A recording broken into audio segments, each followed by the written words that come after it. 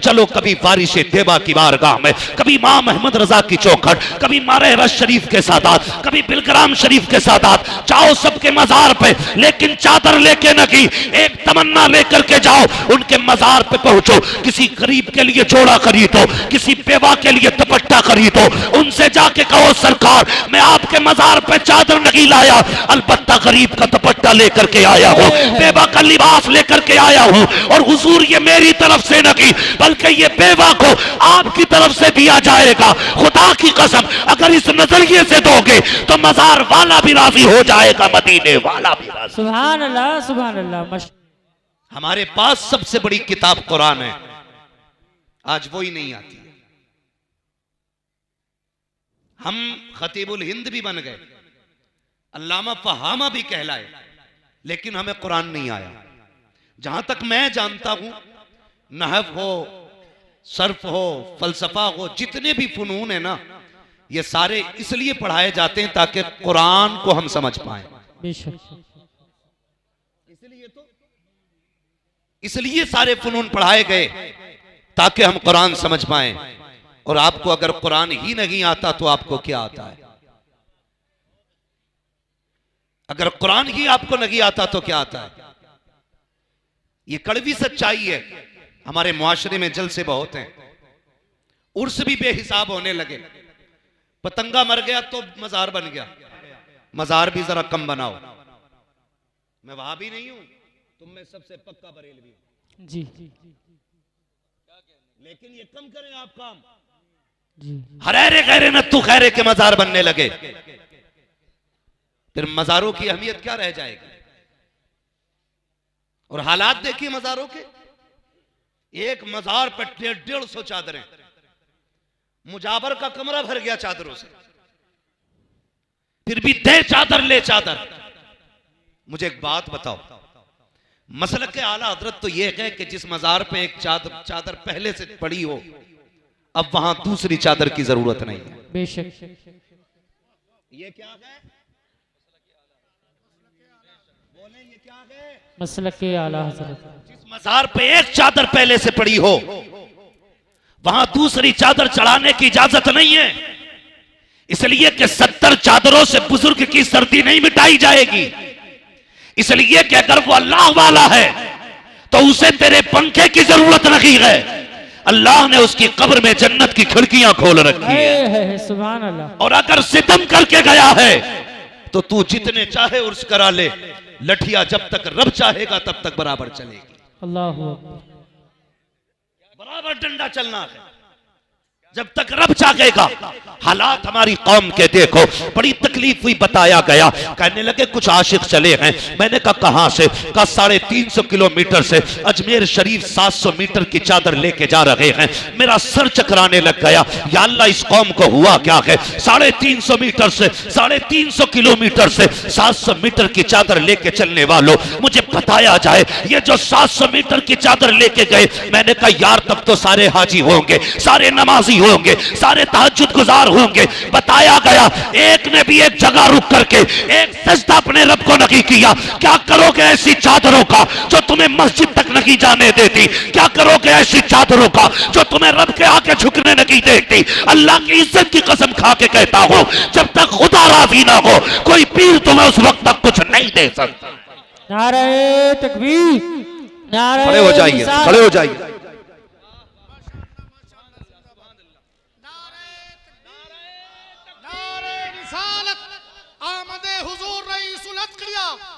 मखदूमुल मशाइख हुजूर मखदूम मिल्लत शहजादे हुजूर फातह बिलग्राम जानशीने हुजूर फातह बिलग्राम शहजादे मौलाए कायनात आमदे औलादे अली गुले गुलजारे वास्तियत वास्ती दूल्हा शेखे कामिल मुर्शिदे कामिल मुर्शिदे कामिल। माशाअल्लाह, चेहरा बता रहा है कि आले रसूल हैं, खुशबू बता रही है कि जन्नत के फूल। सुभान अल्लाह। मैंने जिस शख्सियत के हवाले से बात की थी, आप माथे की निगाहों से देख रहे हैं माशाल्लाह। हजरत का तारुफ मैं क्या, मेरी औकात क्या, मैं कराऊं। मैं बस इतना चाहता हूं, जानता हूं कि हजरत की वो जात है जिन्हें मेरे मुर्शिद गिरामी सरकार ताजुल शरिया खुशबू से पहचान लिया करते हैं। सुभान अल्लाह सुभान अल्लाह। और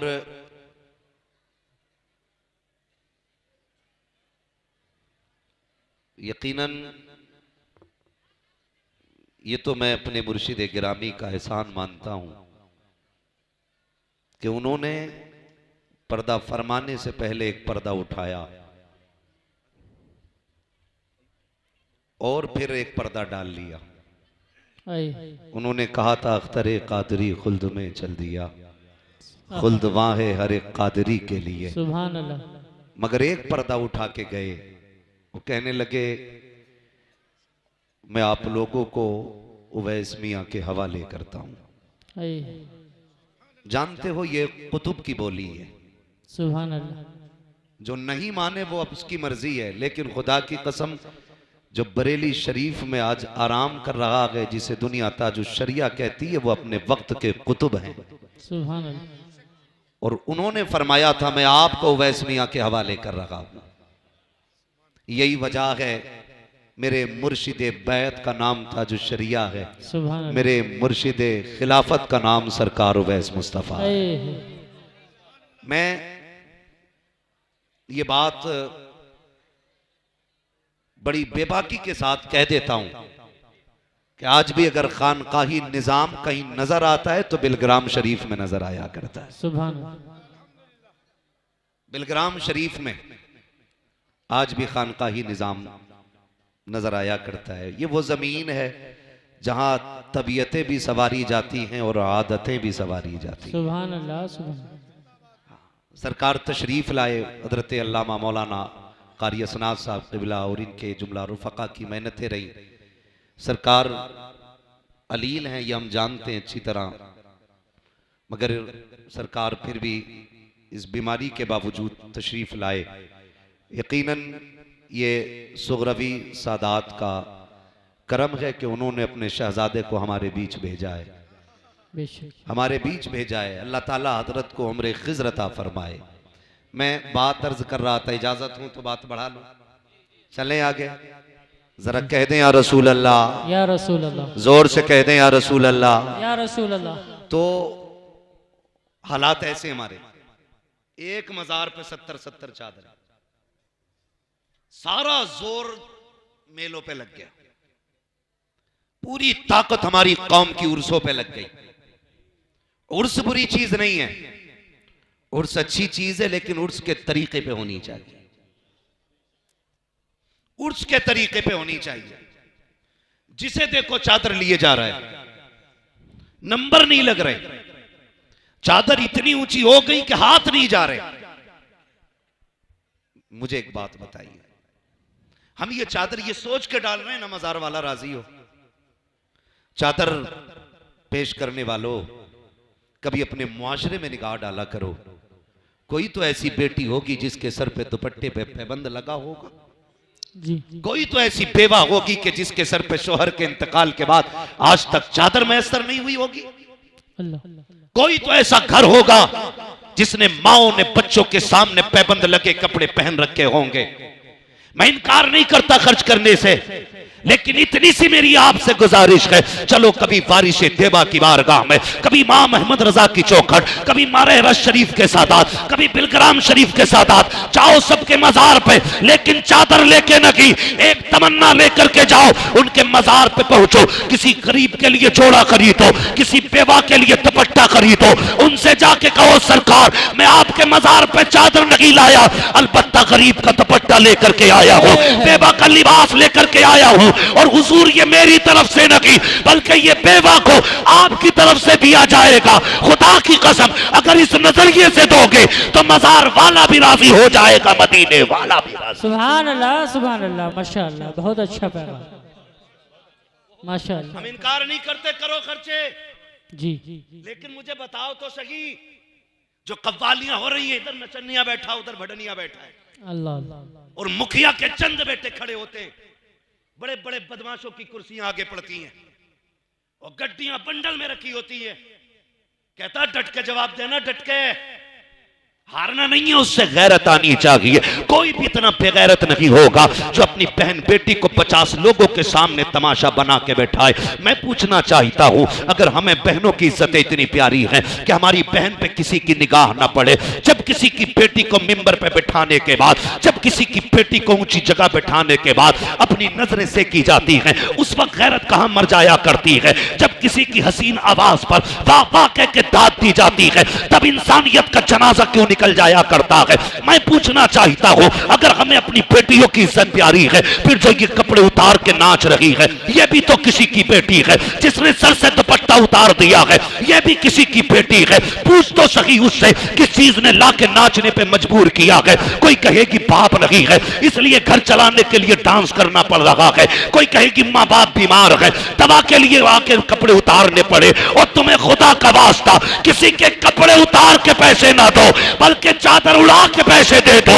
अगर चादर ढक के पैसे दोगे, खुदा की कसम मरने की देर है, मदीने वाला रहमत की चादर लेके तुम्हारी कब्र में आ जाए। सुभान अल्लाह, माशाअल्लाह, बहुत अच्छा। या रसूल अल्लाह। ओ भाई, अगली बात कर लूं, बुरा ना लगे तो। मेरी तकरीर तबे यार को बेचैन करती है, सबब क्या है वही कहता हूं जो दिल पर गुजरती है।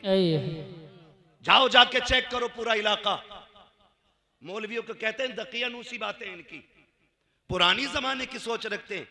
दावे के साथ कहता हूं, जहां आज भी बड़ा बड़ा साइंटिस्ट ना पहुंच सका, वहां आज भी हुजूर के दीन का आलिम बैठा है। सुभान अल्लाह। किसे कहते हो आप? कहां तक देख सकते हैं? ये सिर्फ इतना देख सकते हैं कि प्लस माइनस मिला करके बस, मगर पूछ कभी सरकार की चौखट पे आके, ये वहां तक देख लेते हैं जहां तक किसी की रसाई नहीं हो पाती है। क्यों? जानते हैं दीवाने की नजरों को जहां देख रहा है, दीवाना खुदा जाने कहां देख रहा है। दीवाना खुदा जाने कहां देख रहा है। ये कंडीशन है हमारी। जाओ जाके देखो, जिन्होंने जिंदगी में दीन का रत्ती भर काम नहीं किया, पूरी जिंदगी भांग पीते रहे।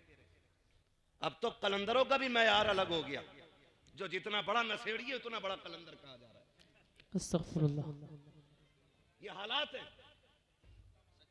जो पूरा पूरा दिन धुते नशे में, कह रहा कलंदर मलंग, अली का मलंग, अली के मलंग तेरे जैसे होते।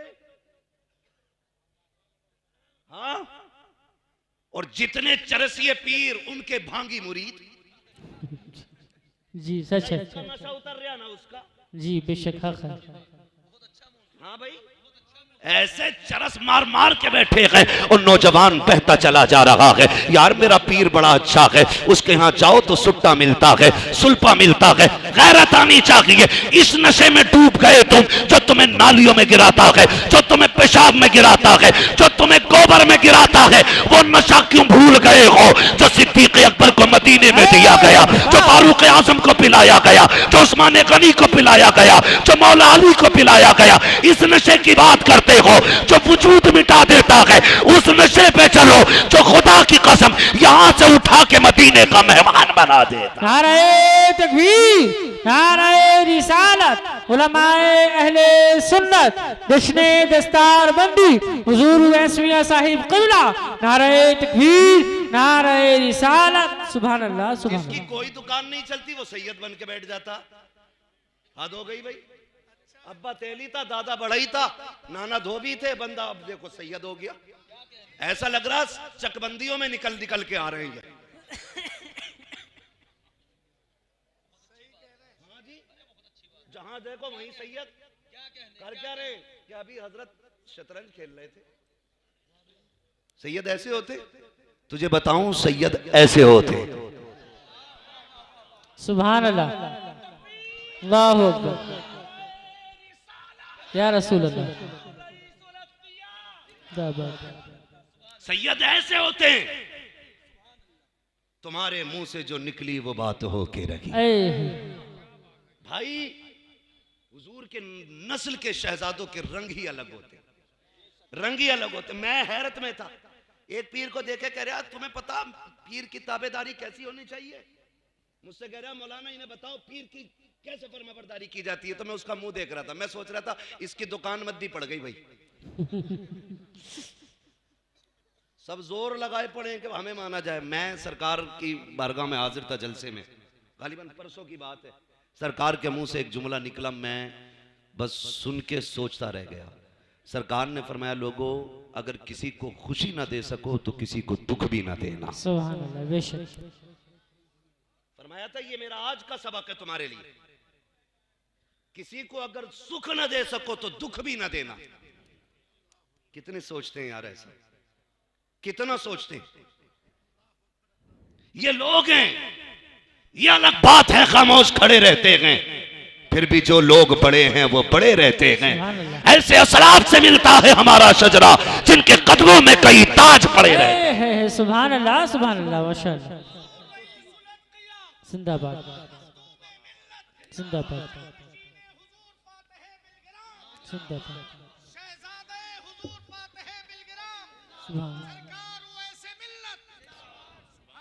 सुभान अल्लाह, माशाअल्लाह। हालात देखो हमारे, हमारा इलाका चौपट कर दिया।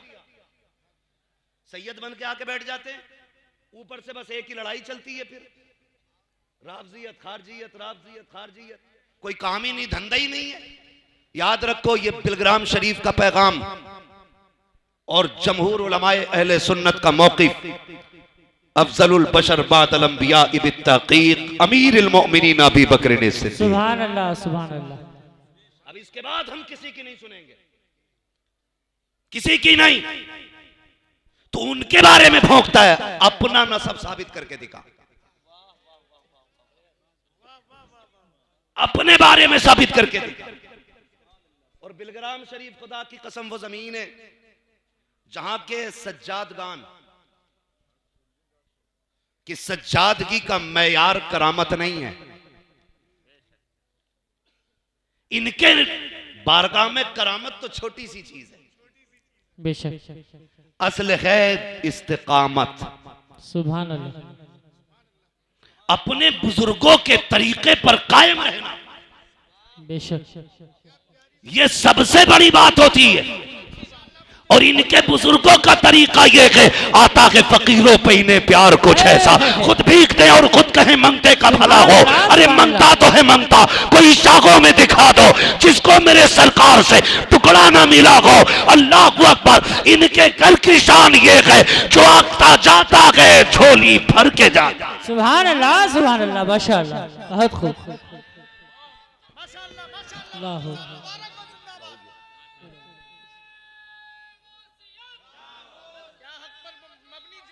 जिंदाबाद।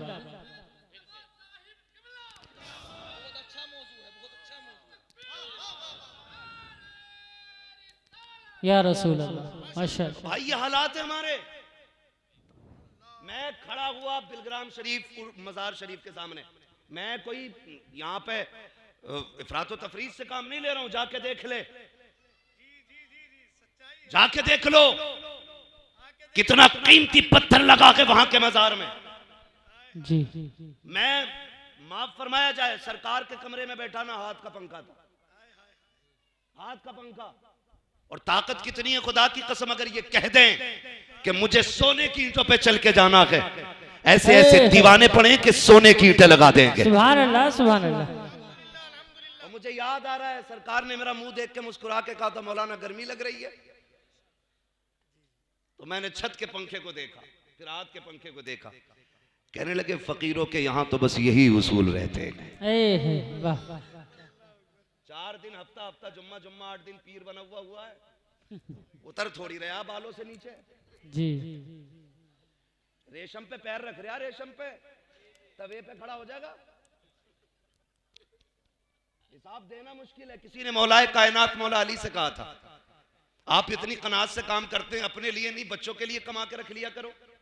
तो बड़ी प्यारी बात कही थी, फरमाने लगे अगर दौलत हलाल की होगी तो हिसाब देना पड़ेगा, और दौलत हराम की होगी तो अजाब में मुब्तला होना पड़ेगा। अल्लाह। अली ऐसा काम ही नहीं पड़ता कि हिसाब और अजाब के चक्कर में पड़े। वाह, क्या बात है। समझ गए ना मेरी बात? जी। तो हालात ये हैं, ये मामलात बिगड़ते जा रहे हैं। बहुत कड़वी बात कह रहा हूं, बर्दाश्त कर लेना अगर कर सको तो। अब तो पीरों की खिदमतें भी औरतें कर रही हैं। और कह रहे हैं हजूर यहीं रुकेंगे। वो हुजूर है ही नहीं, हजूर ही है भाई। हजूर यहीं रुकेंगे। अल्लाह अल्लाह। ये किसने बढ़ावा दिया? हमने। जब गुंडों और आवारों को पीर बनाओगे तो ना बागर इज्जतें बचेंगी ना घर में इज्जतें बचेंगी। अल्लाह। ऐसे लोगों को पीर क्यों बनाते हो?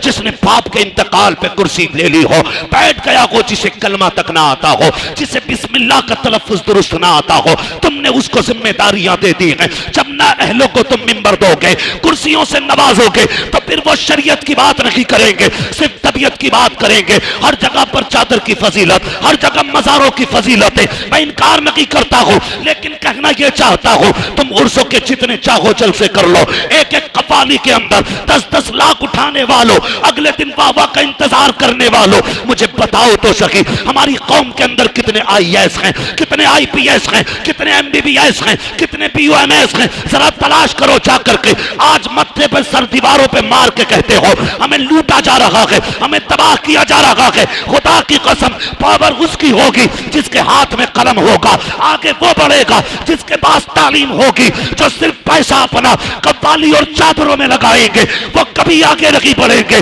अगर तुम्हें शौक है पैसा लुटाने का, अगर रब ने दौलत वाला बनाया है, तो बंद करो ज्यादा चादरें चढ़ाना, इसी पैसे को उठाओ, पूरी बस्ती में निगाह डालो, देखो कौन बच्चा ज़हीन है, कौन पढ़ना चाहता है लेकिन गुर्बत की वजह से आगे नहीं बढ़ रहा है। वो पैसा उठा करके उस बच्चे की तालीम पे लगा दो। अगर वो IAS बन गया, IPS बन गया, जिस कुर्सी पे बैठेगा होगा हिंदुस्तानी निजाम मदीने वाला नजर आने लग जाए। सुभान अल्लाह, माशाअल्लाह, बहुत अच्छा पैगाम। वाह क्या बात है। भाई पढ़ो, आगे बढ़ो। जो पैसा इधर उधर डाल रहे हो ये तालीम में डालो। माशाअल्लाह। मिटा दे अपनी हस्ती को अगर कुछ मर्तबा चाहे कि दाना खाक में मिलकर गुले गुलजार होता है। सुभान अल्लाह। वो भाई पैसा तालीम पे लगाओ, खर्च करो, बुरा ना मानना। हमारे हिंदुस्तान में रोज लाखों जलसे होते हैं, रोज। जब सैकड़ों फोन रोज मेरे पास रहते हैं तो फिर हिंदुस्तान भर में कितने जलसे होते भाई?